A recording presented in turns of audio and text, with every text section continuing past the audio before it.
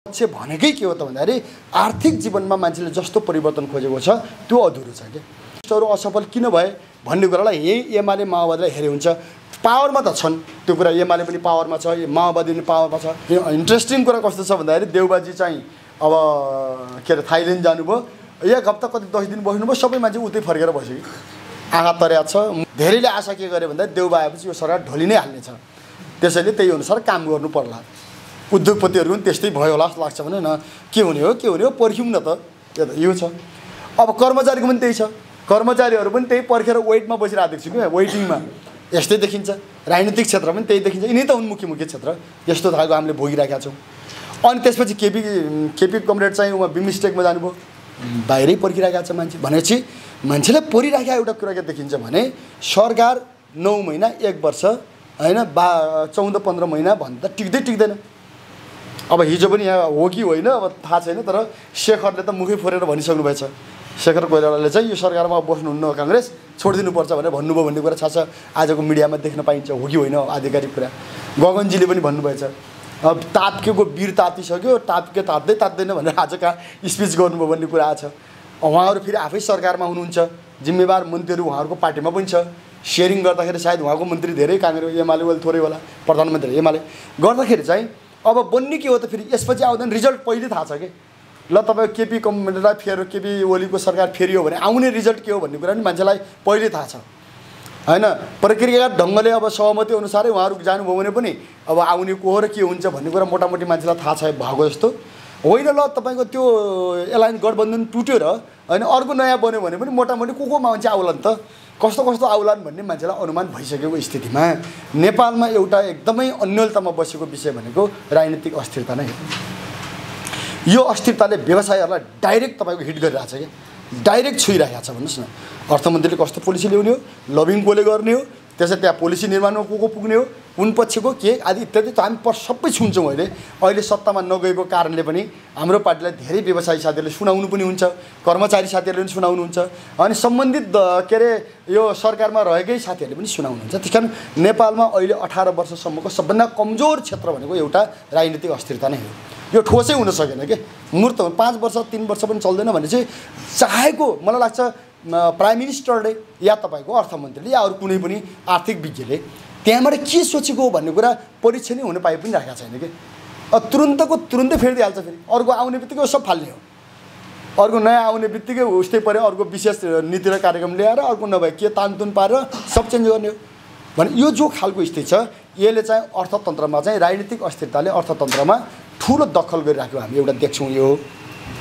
अब अर्को चाहिँ पार्टीहरूका नीति र कार्यक्रमहरू दस्तावेज घोषणापत्रमा हेर्दाखेरि ठिकै देखिन्छन्, त्यसको प्रयोगमा आउँदाखेरि त्यसको एउटा गति यद्यपि आइराखेको छ। भनेकै के हो त भन्दाखेरि आर्थिक जीवनमा मान्छेले जस्तो परिवर्तन खोजेको छ त्यो अधुरो छ क्या, त्यसलाई प्रभाव राजनीतिक अस्थिरताले पनि पारेको छ, त्यो कुरा हो। अहिले 64 पछिकोमा 2-3टा पोइन्ट देखिन्छन् क्या समस्याहरू। तपाईँ हामीले यसो हेऱ्यौँ भने अहिले आम असन्तुष्टि छ। म भर्खरै तपाईँको चाहिँ 1 महिना जति कर्णाली र लुम्बिनीका व्यवसायी साथीहरूसँग प्रत्यक्ष अन्तर्क्रियामा सबैतिर अहिले हाम्रो जोड के छ भने एकचोटि उद्योग व्यवसायी साथीहरूको कुरा सुनाउन भन्ने नै हाम्रो छ कि, र हामीले त्यो नीति पनि बनाएको छौँ। नेपालगञ्जमा पनि हामीले भाग लियौँ, दाङमा पनि भाग लियौँ, लमैमा पनि भाग लियौँ, गर्दै सुर्खेतमा हुँदै युनिभर्सिटीमा सबैतिर छलफल गर्दै गइयो। र कोही मान्छे पनि पश्चिममा पनि के छैन भने कैलालीमा जाँदाखेरि चाहिँ उद्योग व्यवसायी साथीहरू छटपटाएको स्थिति नै हामी देख्छौँ। अहिलेको आर्थिक एउटा जो छ प्रणाली छ या आर्थिक समस्याहरू छन् त्योभित्र नीतिहरू छन् त्योभित्र छटपटाएको हामी देख्छौँ। एउटा त्यही छ। उतातिर झापा हुँदै मोरङसम्म पनि म चाहिँ होइन व्यवसायी साथीहरूसँगै प्रत्यक्ष चाहिँ यसरी नै छलफलमा भाग लिने मौका मिल्यो। 10 दिन चाहिँ मैले त्यहाँ बिताएँ। त्यसपछि पोखरामा आउँदा गएको साल पनि हामीले एउटा छोटो अन्तर्क्रिया गरेका थियौँ। यहाँको तपाईँहरूको कुरा पनि हामीले सुन्यौँ। बुटोलमा पनि बसियो, त्यसपछि उत्पादन, त्यसको वितरण, बजार यो सबैलाई तालमेलमा मिलाउन सक्नु पर्दो रहेछ। त्योमा जनता र नागरिकहरू नै कन्भिन्स हुनुपर्छ कि, त्योमा तपाईँको चाहिँ कार्यकर्ता नेता सबै कन्भिन्स हुनुपर्छ। एउटाले मात्र निर्धारण गरिदिने मूल्य, एउटाले मात्र निर्धारण गरिदिने बजार, एउटाले मात्र निर्धारण गर्ने यो चाहिँ उत्पादन सम्बन्ध छ नि, योबाट चाहिँ गाह्रो देखिन्छ है। तपाईँहरूको अनुभव कस्तो छ?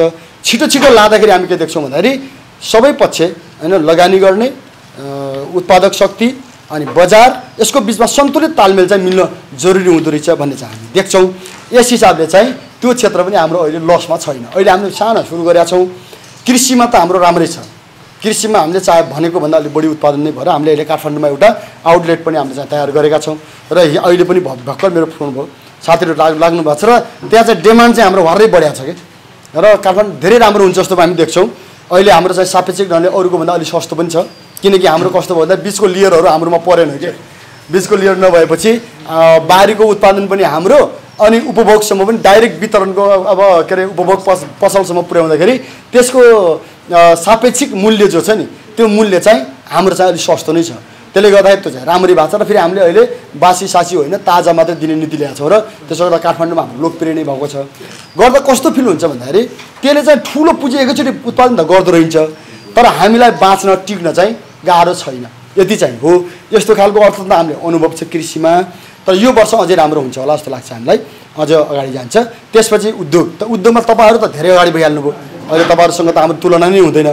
तर अहिले विनोद चौधरीसँग मेरो भेट भयो मिनबहादुर गुरुङसँग पनि भेट भयो तपाईँहरूसँग कुरा भइरहेछ हाम्रो चाहना चाहिँ के छ भने तपाईँहरूसँग सहकार्य गर्दै यस्तोहरू असफल किन भए भन्ने कुरालाई यही एमाले माओवादीलाई हेरे हुन्छ पावरमा त छन् त्यो कुरा एमाले पनि पावरमा छ माओवादी पनि पावरमा छ त्यो बाध्यकारी पावर जस्तो देख्छु कि मैले चाहिँ त्यो जनताले एकदम ठिक हो भनेर चाहिँ सपोर्ट गरेको पावर नभएर होइन विभिन्न ढङ्गले टिकिरहेको चलिरहेको त हुन्छ नि त जस्तो तपाईँ हामीले यो 46 सालमा के 46 सालमा म काठमाडौँ पढ्थेँ सायद तपाईँहरूको यो हुनुहुन्थ्यो आन्दोलनमा होइन 7 गतेबाट वाम मोर्चा र हामी सबैले अब पञ्चायतको विरुद्धमा आन्दोलन घोषणा भयो हेर्नुहोस् अब मान्छे जम्मा गरे पञ्चहरू चाहिँ दौरा सुरुवाल कहाँ लगाएर पुरा रङ्गशालामा जम्मा भयो हेर्नुहोस् रङ्गशाला भरि नै थिए कि मान्छेहरू टन्नै थिए यतापट्टि बहुदलवादीहरू सुन्दारामा जम्मा भयो सुन्दारामा मुस्किलले 3-4 हजार मान्छे पनि थिएन कि जब तपाईँको झडप सुरु भयो नि त्यहाँ उताबाट दौरा सुरुवाल लागेका मान्छेहरू र्यालीमा आए हेर्नुहोस् यताबाट युवाहरूको चाहिँ थोरै त्यो मान्छे ढुङ्गा मुडा गर्दै तिन त आफ्नो कोट छोडाएर भाग्नुपर्ने भयो कि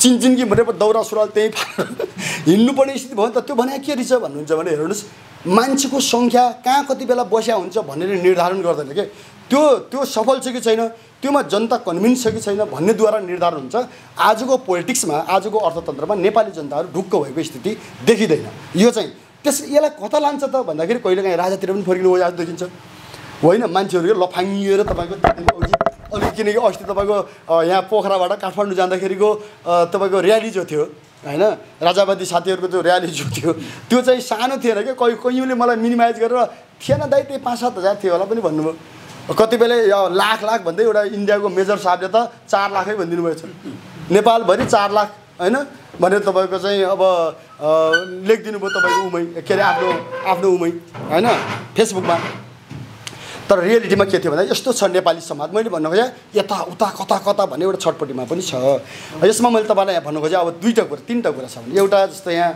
अब अध्यक्षज्यूले पनि हाम्रो चाहिँ पुरानो व्यवसायी साथीले पनि उठाइदिनु भयो उहाँ उद्योगले पनि निजी क्षेत्रहरूलाई तपाईँले कसरी हेर्नुहुन्छ नेपालको अर्थतन्त्र कसरी जान्छ भयो भन्दाखेरि समय नहुँदै या सुव्यवस्थित प्रकारले होइन जनताको चेतना आदि इत्यादिको विकास नहुँदै सामूहिकताको नारा जो बढिदियौँ हामीले त्यो रियलमा सामूहिकता थिएन वास्तविकताकै सामूहिकता थिएन क्या त्यो के थियो भन्दाखेरि एउटा लिडरहरूले होइन एउटा अवधारणा अगाडि सारेको होइन त्यो तपाईँको चाहिँ अलिक देखावटी टाइपको सामूहिकता थियो त्यो देखावटी सामूहिकता चल्दैन क्या मार्क्सले त लेखिदिइहाल्नुभयो समाजवादमा चाहिँ निजी स्वामित्वको अन्त्य हुन्छ र सामूहिक स्वामित्व हुन्छ भन्ने कुरा मार्क्सले सस्टेसन गर्नुभयो त्यो कुरा सही नै हो तर मार्क्सले घोषणापत्र अरू पछि लिटरेचरमा पनि के राख्नुभयो भने एकैचोटि चाहिँ हुँदैन है फेरि होइन स्वामित्वको विरोध गर्दाखेरि सबै ड्याङडुङ एकैचोटि स्वामित्वको चाहिँ अन्त्य विरोध चाहिँ सम्भव छैन मान्छेले आफ्नो सामाजिक परिवेश अनुसार नै नयाँ स्वामित्वको निर्माण गर्दै सामूहिकतातिर जानुपर्छ भन्नेसम्म त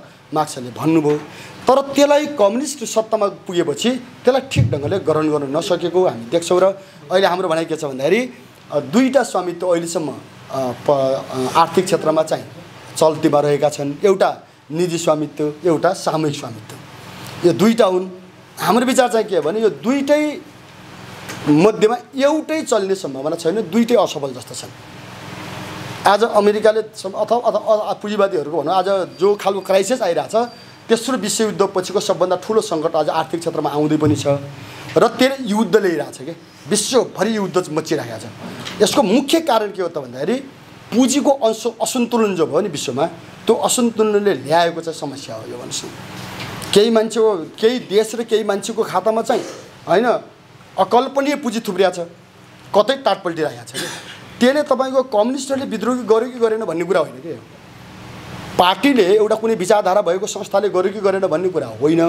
अहिले एकदमै निजी नियन्त्रित स्वामित्वमा जो अर्थतन्त्र बढी जान खोज्यो अमेरिकी नेतृत्वमा, त्योमा स्वयं पुँजीवादीहरूको अर्को उदारवादी हिस्सा अलिकति अलि थोरै तपाईँको चाहिँ त्यो भित्रकै चाहिँ प्रजातान्त्रिक हिस्सा चाहिँ सहमत छैन, जसले गर्दा झडपहरू सुरु भएको छन्। भन्नुहोस् न, भिडन्तहरू सुरु भइरहेका छन्। हामी त्यसैले निजी स्वामित्व पनि कम्प्लिट ठिक हो भन्ने कुरामा चाहिँ हैन, त्यो चाहिँ सही होइन, नम्बर 1। नम्बर 2 कुरा के देखिन्छ भने फेरि सामूहिक स्वामित्व भनेर हैन पुरै राज्यले या पार्टीले नियन्त्रण गर्ने इकोनोमी पनि असफल भइसक्यो। स्वामित्व पनि त्यो सोभियत सङ्घमा देखियो, त्यो पूर्वी युरोपमा देखियो। त्यसैले हामी के देख्छौँ भने त्यसलाई अब हाम्रा अग्रजहरूले हामीलाई कसरी पढाउनु भयो फेरि भन्दा रमाइलो कुरा के छ, सायद तपाईँहरू सबैले पढ्नु भएको छ, डेमोक्रेटहरूले पनि पढ्नु भएको छ, तर उहाँहरूले चाहिँ भित्रै स्कुलिङमा चाहिँ अब कमै पढ्नु भयो होला। हामी लेफ्टहरू अथवा कम्युनिस्टहरूले त एकदमै पढ्यौँ। पढ्दाखेरि हामीलाई कसरी पढाइयो भन्दा त्यो चाहिँ समाजवाद ढल्या होइन भनेर पढाइयो कि। रुसमा चाहिँ समाजवाद ढल्या होइन, के ढल्या हो भन्दाखेरि त्यो त पुँजीवादै ढल्या हो नि। यस्तो आयो कि पुरै चाहिँ पहिला त हामीलाई ठिकै लाग्थ्यो, हो त पुँजीवादै ढल्या हो नि होइन। संशोधनवाद आयो पहिला, संशोधनवाद भने पुँजीवादै हो, अब पुँजीवादै ढल्यो त अनि पुँजीवादै त ढल्यो त भने, तर यो कुरा गलत थियो।